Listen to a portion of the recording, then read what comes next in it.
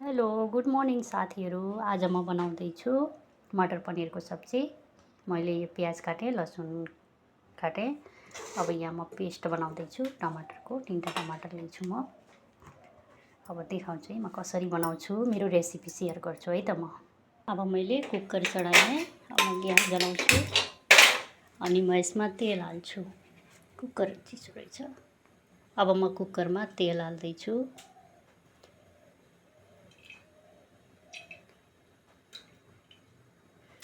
अब यो तेल तात्न दिनु पर्यो। त्यसपछि मैले प्याज लसुन हाल्छु।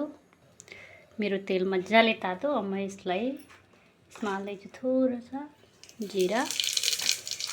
यसमा अब हाल्ने मैले खडा मसला। यसमा हाल्दैछु म लसुन। यसमा अब मैले प्याज हालेँ। अब म यसलाई चलाउँछु। रातो हुने गरी यसलाई भुन्छु। मेरो प्याज हल्का ब्राउन भइसकेछ। अब भुन्न लाग्छ। यता मैले टमाटर, अदरक, जिरा, धनिया साबुत, खुर्सानीको यो पेस्ट बनाइछु। मेरो यहाँ मटर छ र यहाँ पनिर छ। दुईटाको मिक्स मटर पनिरको सब्जी बनाउँछु। मेरो प्याज ब्राउन भइसक्यो। अब म यसमा हाल्दैछु टमाटरको पेस्ट। यसमा हाल्दैछु म हल्दी, नमक। अहिले यति दुईटा नै हालेर एकछिन पकाउँछु म। त्यसपछि बल्ल मैले मसला हाल्छु। यसमा म हाल्दैछु धनिया पाउडर। अब हाल्दैछु म गरम मसला। यो मसलाहरू म घरै बनाउँछु। मैले बजारको मसला युज गर्दिनँ। म साबुत मसलाहरू लिएर आएर घरै पिस्छु। कति राम्रो कलर आएको छ मसलाको। यसमा म थोरै कस्तुरी मेथी हाल्दैछु। मलाई यसको फ्लेभर एकदम मनपर्छ, त्यही भएर हालेकी छु। मेरो मसला बनिसकेर रेडी छ। अब म यसमा मटर हाल्छु।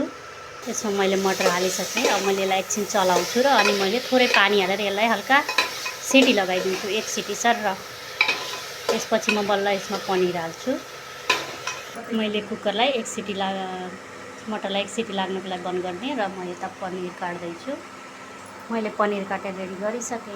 मेरो यसमा सिटी आइसक्यो।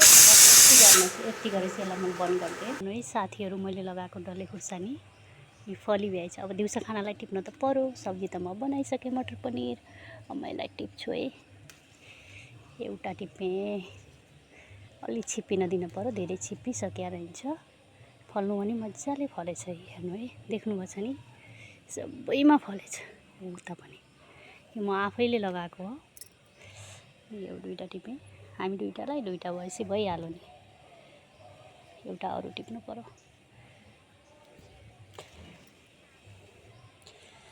कस्तो राम्रो छ है त डल्ले खुर्सानी। कसलाई मनपर्छ। हेर्नु साथीहरू, मेरो पनिरको सब्जी बनेर रेडी भयो। देख्दै हेर्नु खाउँ जस्तो छ मटर पनिरको सब्जी। कसलाई मनपर्छ बनाएर हेर्नु होला। By by.